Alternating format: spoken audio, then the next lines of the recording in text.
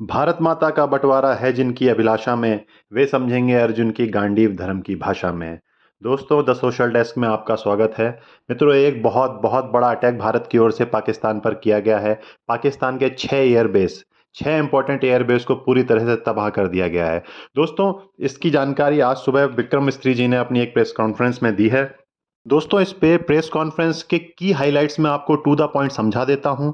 The Pakistan targeted 26 location both civilian and defence early Saturday. Pakistan ने कल रात के दरमियान 1:40 पर भारत पर एक बहुत बड़ा हमला किया। इसमें भारत के एयरबेस स्टेशन उधमपुर, पठानकोट, आदमपुर एवं भुज को मुख्य रूप से टारगेट किया गया। इंपॉर्टेंट समझिए पठानकोट एयरबेस की, जहां पर हमारे strategic weapons, air defence system और हमारे जेट्स डिप्लॉयड हैं। पाकिस्तान चुन चुन के उन पर टारगेट कर रहा है ताकि वो भारत के एयर डिफेंस सिस्टम को भेद सके। दोस्तों, एक और महत्वपूर्ण बात इसमें यह है कि Pakistan used high speed missile. दोस्तों, आप समझ रहे हैं, अभी तक पाकिस्तान केवल ड्रोन का इस्तेमाल कर रहा था, परंतु अब उसने हाई स्पीड मिसाइल का इस्तेमाल करना शुरू कर दिया है।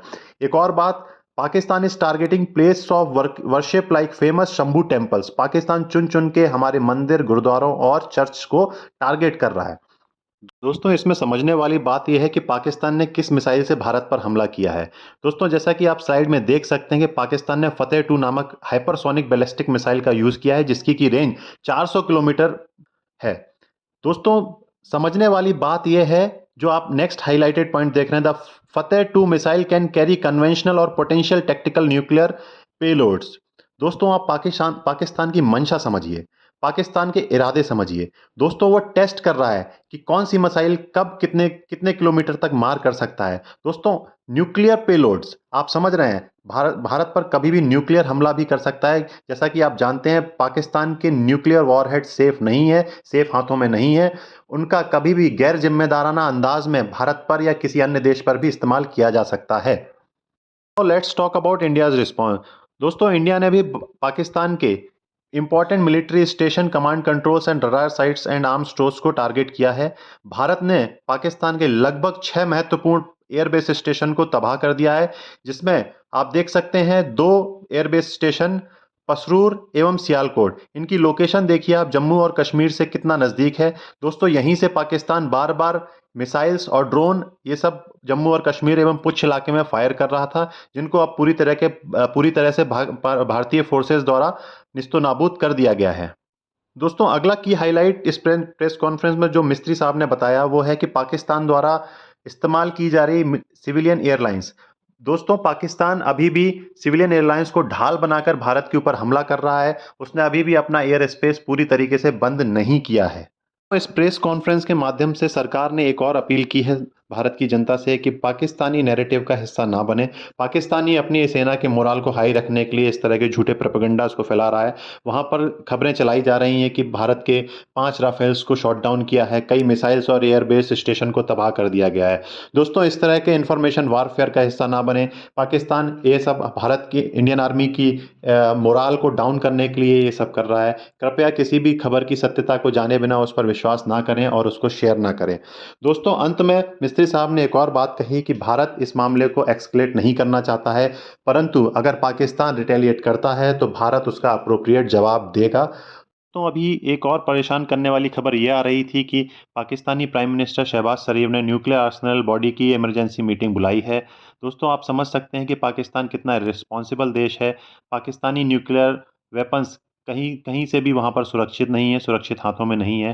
परंतु दोपहर होते होते तक पाकिस्तानी मिनिस्टर का एक बयान आता है जो डिनाई करते हैं कि इस तरह की किसी भी मीटिंग को कंडक्ट नहीं किया गया है। दोस्तों, ये एक प्रोपेगेंडा का हिस्सा हो सकता है कि इंटरनेशनल वर्ल्ड को धमकाने का, कि अगर भारत हमले नहीं रोकता है तो पाकिस्तान न्यूक्लियर वॉर के लिए भी जा सकता है। दोस्तों, एक और खबर जो प्रिंट मीडिया और समाचार पत्रों में सुर्खियां बटोर रही है वो है आईएमएफ द्वारा दिया जा रहा पाकिस्तान को लोन।